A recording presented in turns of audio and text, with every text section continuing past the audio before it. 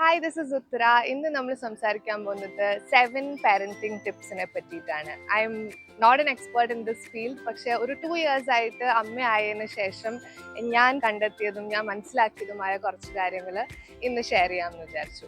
Because A few days back when I was travelling എയർപോർട്ടിൽ ഒരു സ്ത്രീ മോനെയും കൊണ്ട് നടക്കുകയായിരുന്നു. അപ്പോൾ മോനാണെങ്കിൽ ഭയങ്കര വിഷമായിട്ട് എന്തോ ഭയങ്കര സ്ട്രെസ്ഡ് ആയിട്ട് ഭയങ്കര കരച്ചിൽ, ഉറക്കെ കരയുന്നു.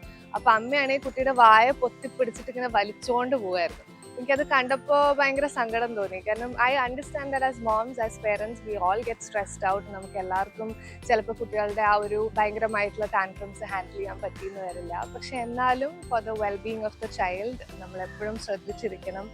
പബ്ലിക് പ്ലേസസിൽ അവർ കരയുകയാണെങ്കിലും ഒക്കെ there some reason behind it. They're trying to communicate something with you. അല്ലാണ്ട് അവർ നമുക്കൊരു പ്രശ്നമാക്കണം എന്ന് വെച്ചിട്ടല്ലല്ലോ കുട്ടികളെ കരയുന്നത്. അപ്പൊ അങ്ങനത്തെ കുറച്ച് ഇൻസിഡൻസ് കണ്ടപ്പോൾ എനിക്ക് തോന്നി ഇതിനെ പറ്റിയിട്ട് ഒരു വീഡിയോ ചെയ്താലോ എന്ന്. So welcome to today's video.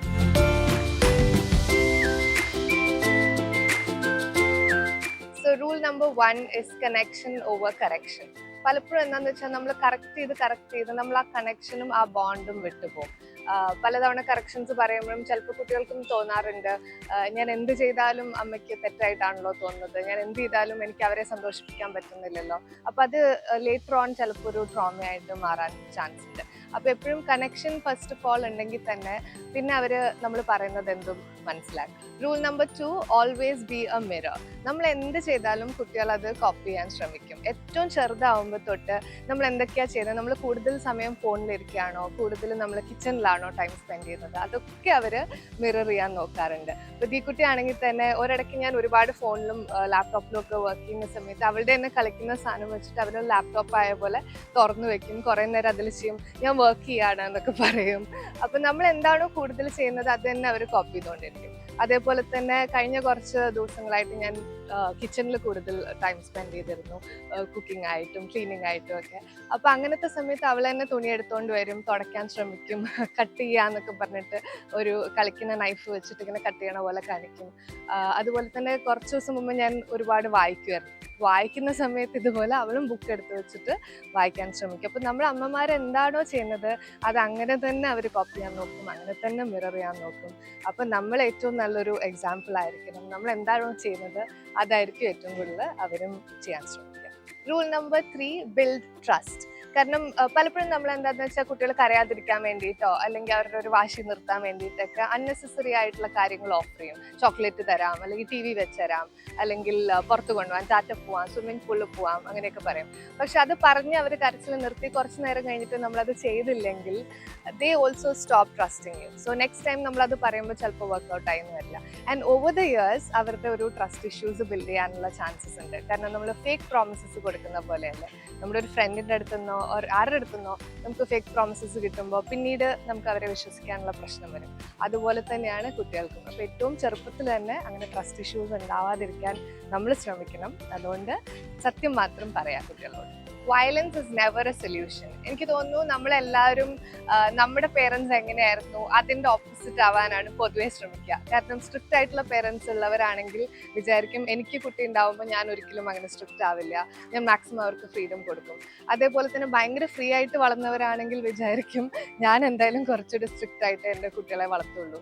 അപ്പോൾ എപ്പോഴും നമ്മൾ വളർന്നു വന്ന സാഹചര്യത്തിൽ നിന്ന് ഓപ്പോസിറ്റ് ആയിട്ടായിരിക്കും നമ്മൾ ചിന്തിക്കുക. There is no right or wrong way. പക്ഷേ എന്നാലും violence is never a solution. കാരണം ഒരുപാട് നമ്മൾ അടിക്കുക, ചീത്ത പറയുക, അങ്ങനത്തെ ട്രോമ, ഫിസിക്കലി അബ്യൂസീവ് ആവുകയൊക്കെ ചെയ്ത് കഴിഞ്ഞാൽ കുട്ടികൾക്ക് വളർന്നു വരുമ്പോൾ എന്തായാലും അത് ഉള്ളിൻ്റെ ഉള്ളിൽ ഒരു ട്രോമയായിട്ട് തന്നെ നിൽക്കും.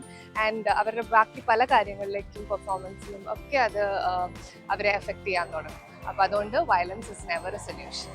ഓൾസോ ഓവറായിട്ടുള്ള ജെൻറ്റൽ പാരൻറ്റിങ്ങിനോടും എനിക്ക് അത്ര വലിയ യോജിപ്പില്ല. കാരണം എൻ്റെ ഡാൻസ് ക്ലാസ്സിലൊക്കെ ജോയിൻ ചെയ്യുന്ന പല കുട്ടികളായാലും അവർ പഠിച്ച് വരുമോ, നമ്മൾ അവരെ എന്തെങ്കിലും തരത്തിൽ ചെറുതായിട്ട് ഇപ്പം ഒരു കാര്യം നമ്മൾ പ്രാക്ടീസ് ചെയ്തിട്ട് വരാൻ പറയുന്നു, ആൻഡ് നെക്സ്റ്റ് ഡേ അവർ പ്രാക്ടീസ് ചെയ്തില്ലെങ്കിൽ നമ്മൾ എന്തുകൊണ്ട് ചെയ്തില്ല, ഞാൻ പറഞ്ഞതല്ലേ ഇത് ഇമ്പോർട്ടൻ്റ് ആയിരുന്നു, അങ്ങനെ ചെറുതായിട്ട് ചോദിക്കുമ്പോഴത്തേക്കും അവരുടെ പേരൻസ് ഇൻവോൾവ് ആവും. എന്തിനാണ് അങ്ങനെ ചീത്ത പറഞ്ഞത്, എല്ലാവരുടെയും മുമ്പിൽ വെച്ച് അങ്ങനെ പറഞ്ഞു, അവൾക്ക് ഫീൽ ചെയ്തു.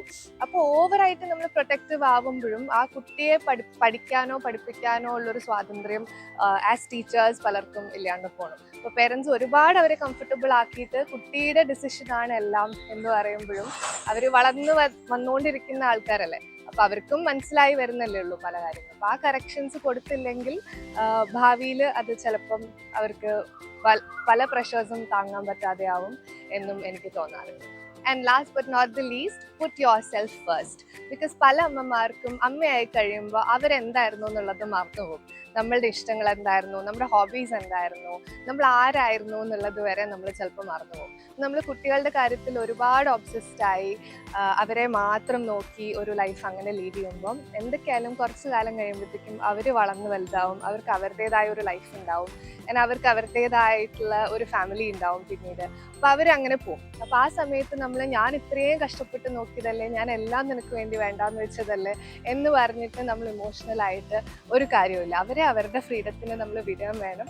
So always have A little time for your self. എത്ര ചെറുതാണെങ്കിലും നമുക്ക് ഇഷ്ടമുള്ളൊരു ഹോബി ആണെങ്കിലും നമുക്ക് ഇഷ്ടമുള്ള കാര്യങ്ങൾ ചെയ്യാനും നമുക്ക് പഠിക്കാനും നമുക്ക് വർക്ക് ചെയ്യാനും എല്ലാത്തിനും വേണ്ടി കുറച്ച് സമയമെങ്കിലും നമ്മൾ നമുക്ക് വേണ്ടി മാറ്റി വെച്ചില്ലെങ്കിൽ അറ്റ് ദി എൻഡ് നമുക്ക് എപ്പോഴും ആ സമയമെല്ലാം പോയല്ലോ അങ്ങനത്തെ വിഷമങ്ങൾ ചിലപ്പോൾ ഉണ്ടാവും. So always prioritise yourself. So ഇന്ന് പറഞ്ഞ എല്ലാ ടിപ്സും എൻ്റെതായ ഒരു പേഴ്സണൽ ഒപ്പീനിയൻ മാത്രമാണ്. I don't know if you agree with it or not.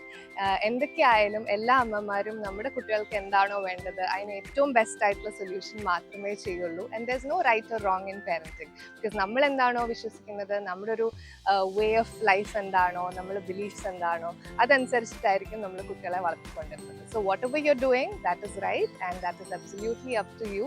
But ഇതിൽ എന്തെങ്കിലും ഒരു ചെറിയ പോയിന്റ് നിങ്ങൾക്ക് ഒരു ടേക്ക് അവേ ആയിട്ട് എടുക്കാനുണ്ടെങ്കിൽ I'll be very happy. Thank you so much for watching today's video and see you in the next one.